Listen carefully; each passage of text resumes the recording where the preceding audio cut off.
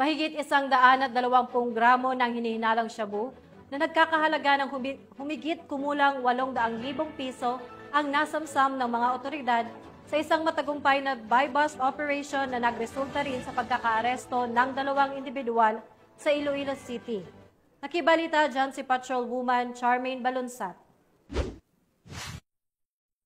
Arestado ang isang mekaniko at ang kasama nito sa ikinasang drug buy-bust operation ng Provincial Drug Enforcement Unit ng Iloilo Police Provincial Office, katuwang ang 2nd Iloilo Provincial Mobile Force Company at Estancia Municipal Police Station sa Barangay Takbuyan, Estancia, Iloilo, nito lamang 25 ng Oktubre taong kasalukuyan. Ayon kay Police Major Dadji De Lima, hepe ng Provincial Drug Enforcement Unit, kinilala ang mga suspect na sina alias Toto Boy, 39 na taong gulang, isang mekaniko at naitala bilang high-value individual, at si alias B-Boy, 31 taong gulang, may asawa na isang street-level individual.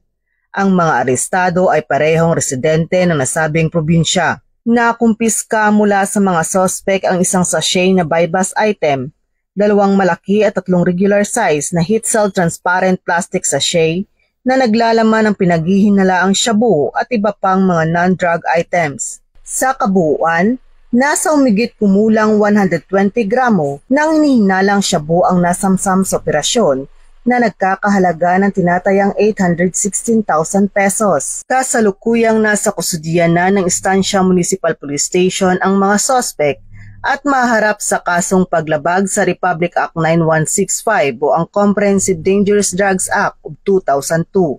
Ang matagumpay na operasyong ito ay patunay ng patuloy na kampanya ng mga kapulisan laban sa ilegal na droga para sa mapayapa at ligtas na komunidad, alinsunod sa isinusulong ng pambansang pulisya na bagong PNP para sa bagong Pilipinas, serbisyong mabilis, tapat at nararamdaman.